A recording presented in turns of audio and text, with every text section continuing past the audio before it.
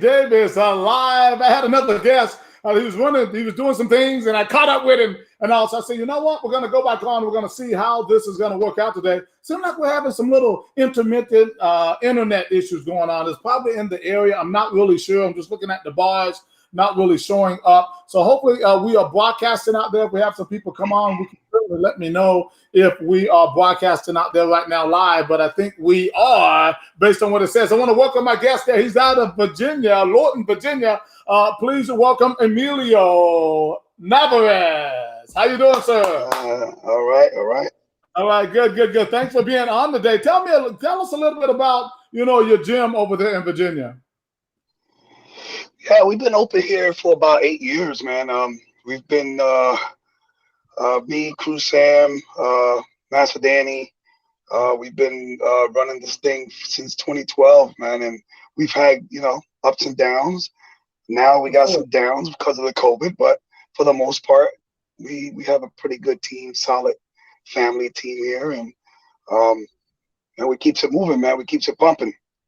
Yeah. I mean, 8 years, that's quite a long time. I mean, that's actually pretty impressive, for a kickboxing gym. There's no doubt about that. That is very good and everything. So, we just recently met, we met back right before the Fall Classic in Myrtle Beach, South Carolina. You brought a team there. Tell me, what was your experience at that event? Oh man, it was outstanding. I was expecting something a little different because it was more tournament style. So I was expecting something a little different, but you pulled it off, and it was a wow factor for me. So it was pretty impressive event, and the last one I went to as well was pretty impressive. So congrats on that, man. But you said the last one. Did you go to Georgia? Were you in Georgia? Yeah, I was in Georgia, man. Oh man, look, so many people. I have to kind of get it together and everything. That was a kind of unique area. First time there. Obviously, we have it back on the calendar for next year, January 15th and 16th. Just in case, put it on your calendar. Just in case. Yeah, outstanding. It was an outstanding event, man. I loved the venue. It was a great atmosphere. That was an awesome show you pulled off. No, well, thanks so much. I really appreciate it. What is your philosophy as a trainer? What are some of the things that you try to instill in your fighters on a day-to-day basis? Well, there's a process. I went through all the ups and all the downs. I've boxed all my life. I was always an athlete. I found true love in boxing. In Muay Thai about 16 years ago. Mm-hmm. And I've always been taught to train hard and come off. So you train hard and you fight hard, and they both need to be in sync. So through all the ups and downs and all the mistakes I've made throughout the years, now I don't just let anybody get on my fight team. You have to earn your way in there, and it takes a few months before I could even consider you to get on my fight team. And it's because we want to wean out the people that are trying to do it for a piece of paper to say it's on my resume, or those that want to go in there and really fight and build a career. Those are the ones I want to deal with. Those are the ones I want to train and put my time and effort into. Right? If you're gonna waste my time, then you got the wrong gym. You got the wrong place. I love what I do, Johnny, just like you do. I know you love what you do. Yes, I do. And I love training, man. I don't make a whole lot of money out of it. Look, I still got a day job. I still do other things to get money in, but I keep pumping it because I love what I do, man. Right. I mean, I think that's a big part, though, is, loving what you do. They say once you, do what you love or your passion, it's not really working, right? It's just, having fun and stuff like that. And if you can find a way to make money with it, hey, that much better, right? Absolutely. And just speaking of making money, you do promote some events over there. Tell me a little bit about your event promotion there in Lorton. Oh, yeah. I got an event called Rise. I'm partnered up with good friend of mine out of Level Up Boxing, Jason. He does all the matchmaking, and we have a pretty good, a unique relationship. On 5 events already, and all of them has been pretty good. And you know, we just try to keep, just like what you're doing, just try to keep people, right. you know, working. Keep them busy. Right now, we haven't been able to, yeah, keep them busy. We haven't been able to do any shows because, of course, of the lockdown. Johnny, I know this guy named Johnny Davis is killing it right now out there in the South. Well, you know, listen, you know, when we talk about the COVID thing, and listen, all I did was I found a way, right? I got the advice of my doctors. I found out that kind of like what we could and what we could not do. And as opposed to, you know, sometimes you can be too scared, TOO, too scared. And too scared is like the deer in the headlights, right? Where you know, the deer just bam, and before you know it, then they get run over, right? Right. My thing is that I wanted to try to be in a way that kept my fighters and spectators and everybody safe, but at the same time keep our sport alive, you know. And there's some, I always say there's a mental health issue, and the young lady who I was speaking to a little bit earlier, we kind of got cut off a little short, Miss Leanna, you know, from New Jersey, were kind of telling me about what the COVID did mentally to her and to a lot of people, right? And so I also felt those things, and that people were telling me. So I felt the need as a promoter that I need, if it was possible to do it safely, right, to do it for the sport. And so I found a way. And again, 570 fights in, right? We haven't had any issues with the COVID. No one has come back and said, hey, I caught the COVID, you know, clenching and spitting on somebody. You know what I mean? No one said that. So that's given me confidence, right, to keep moving forward, right, and hosting the events. And I'm very happy about that. So I'm not necessarily killing it, but one thing I am happy about, that we have gotten to know a lot of new gems that we probably wouldn't have gotten to know otherwise, because they participate in other events elsewhere, right? But because we kind of got the attention of people, I will say that we have been privy to get to know a lot more people, and I think that's a good thing. That is a good thing. So I'm very happy about that part. Now, I'm not killing it, but I'm certainly glad to be kind of leading the charge in the tournaments right now. And I know eventually everybody else is going to get going. Right now, I'll never see some of you guys again, but for right now, I'm enjoying meeting the clubs, and we might only have a smaller percentage of people, because again, my events are normally not that big anyway. Right? They're not that big. They are, you know, we just want to keep them small and quaint, and then special, you know, promoting, you know, our U.S. title fights and eventual world title fights and things like that. That's ultimately what we try to do. Tell me about some of the fighters that you have that's going to be fighting in the Spring Classic next weekend. Man, I got a few of them on your card. I believe I got 5. Let's start with Jet. Jet is he's been on a little losing streak. So we've been working pretty hard with him, Jet Jackson. And we've been focused on getting them to start getting on the winning side of things. Let me say this real quick. I probably met him, probably saw him at one of the events.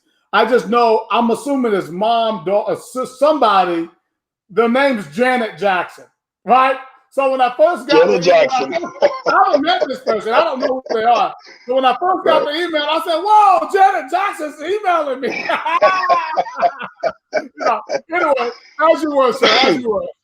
Well, that's the mom. The mom is very into you know, pushing them, and she's very into the sport, and she loves it just like we do. Janet Jackson. I think I might make her a coach. I don't know. I'm thinking about it, man. But her kids are definitely are involved. We got Jet being the oldest brother. Then we got Skylark. Kind of hard to get her fights. I'm glad we got her something now. She's a tough competitor. She did the PKB down in Georgia. Very impressive. She won the little green belt. Yeah. PKB Grand Championship. Yes. Yeah. So yeah, she was happy, but she wanted that full contact, right? Right. So she's right now like a hungry dog, like just growling, Yeah. right? Yeah. Yeah. She's just waiting because we had scheduled one for her not too long ago, and the opponent dropped out as well. And so Yeah. she's like, "But why?" Right. Yeah. But Yeah. It's a tough game. so yeah, Sky is a tough competitive um, competitor, and then the little one, Arrow, he won on your last event. He Right. did very well. He's getting better. He's learning much faster. I guess when they're younger, they absorb so much quicker. I don't know. Right. Is that Right. is that a thing? Well, it is a thing when they're young like that. They can certainly they're more like a sponge. they're more Yeah, my they're God, more like a he's sponge. he's 13 years old and he's already starting to hit like a grown man at Mm. 13. Yeah. I'm like, wow. Um, then we have Jason, Jason Ennis. He won your last show in Georgia. He went over there. He's it's been tough training him because he's in the military, Oh yeah. and Yeah. so they got him going here, they got him going there. So he hasn't been in the gym for like almost, I would say, 3 weeks now. Wow. Um, but he's been showing me, he's been running, he's been hitting the bag, he's been doing his exercises, he's showing me his times of of running. So I know he's conditioning wise, he's doing good. He'll be in today. We're gonna beat his butt the rest of this week. Ah! You gotta clear them off. But we're gonna beat his butt the rest of this week. And then Potty. He's our newest competitor that just jumped onto our fight team. He did well in the fight test. He is a very tough kid. I'm looking forward to seeing him compete. Mm-hmm. I am excited to see him compete. I put him to spar a couple of the other guys that have been here for a while, and he did very well and exceptional. So I'm pretty excited to see him fight on your event. Right. His name is Pars. It's got a weird name. Right. For sure. So your girl who fought in the PKB, right? And now that was your first experience with the PKB, correct? Yeah. What do you think about that level of competition? I was always skeptical about it because when you read it, it's one thing, but when you see it, it's another thing, right? So I gotta say, it was definitely different. It was definitely something I wouldn't mind, like putting in like Skylark. That was her first, right? That was a good opener for her. Like, oh wow, it was I liked it. It was decent. I liked it. Oh, good. Well, like I said, maybe we have to chat about getting it over there in that Virginia area at some point, down the road and all that. So what are your, you got expectations for next week? Got the fighters coming. Now, when you come, it ain't like everybody wins when they come, right? So there's some stiff competition that comes around. What do you think about the level of competition that attends the event? What does that do for you as a trainer? And what does it do for the fighters? Okay, for me, it riles me up because I want to get back in that ring. I want to get back in that ring so bad. Right. So I get gratification. My gratification is watching them go through those moments. Right. Like they pacing, and I got to over here coach them like calm down, like they're jittery, and you got some that are too calm, overly calm, and I'm like, dude, get up, man. So it's for me, it's exciting to watch that, happen, right? For them, it's always cool after the fight where we're sitting down and we're talking. Man, I should have done this, or man, you see that caught him with that, and so for me, I think I get more than them. Right. Well, I get more. Yeah, I know. You really get into it and everything. Have you had a chance to speak with Derek Rehm yet on the show when he's interviewing people? Have you had a chance to be on that yet? He's hilarious, man. He interviewed all my guys, actually, all of them. And he always kept trying to pull me in. He was like, coach, stop, get over here, get in here. Yeah. No, that's Derek and everything. Like I said, he's going to be there covering the event next week, and hope you guys will get on with him and chat a little bit more, because ultimately that is what it is all about and everything. Give another shout out to the name of your gym and your location. STB Training Center, Lorton, Virginia. Thanks, and you're bro. The head guy. You're the head guy. You're doing a good job, man. I gotta commend you, bro. That what you're doing overall, not only the shows, but what you do overall, man, you got a lot of naysayers out there, but man, not too many people do what you do, and so I commend you for that, man. And I take little things that you do, and I'm like, oh, you know what, that will work for me too. Thanks, bro. Thanks for what you do for the sport, man. It's awesome. Thank you. Well, I appreciate that, man. I just have big goals. It's just things that we all have to work together in some way, in my opinion, to try to take the sport to its deserving magnitude. And it's going to take this for a while, to get this thing where we're way behind when you look at UFC, right? We're way behind, but we have a great sport.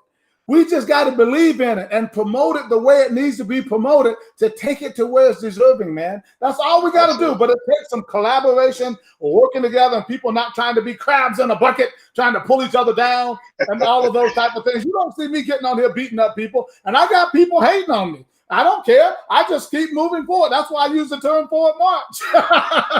Hey, I say it all the time, man. Naysayers make me stronger. They said that you talking about me because probably it's something I have you don't have. There you go. Make me stronger. Emilio Navarez, man, he's from SPT. I think I got that right. STB Training Center. Emilio Gonzalez. Gonzalez. Thanks so much, brother. Thanks for coming on today. We'll talk to you soon. Thank you, brother. Easy. Bye-bye. All right, guys. So great talking with this gentleman today. I mean, I've had a chance I've met him a couple times now, and now he's a great guy. But listen, I just wanted to come back on. Hopefully, the feed was a little bit better for this show. I hope you guys will continue to watch. But again, next week, guys, Johnny Davis Live. We're going to be broadcasting from the AK Promotion site and my YouTube channel. Guys, our co-host, Rehm, he does a great job. So again, you want to go to my AK Promotions page and like my page on Facebook and subscribe to my YouTube channel. I'm telling you, you want to do that, because there's going to be a lot of action on for next weekend for the IKF Spring Classic, March the 19th through the 21st. And it's going to be at the Landmark Resort there in Myrtle Beach, South Carolina. All right, guys, that's all I have for today. I'm going to go out and enjoy this beautiful weather and, obviously take care of some more business, right, and do what I do. But right now, guys, continue to wear those masks, and if you will, please get vaccinated. That COVID-19 vaccination, get it if you can. Now, forward march. This is Johnny Davis Live, and I'm checking out. Talk to you soon. Bye-bye.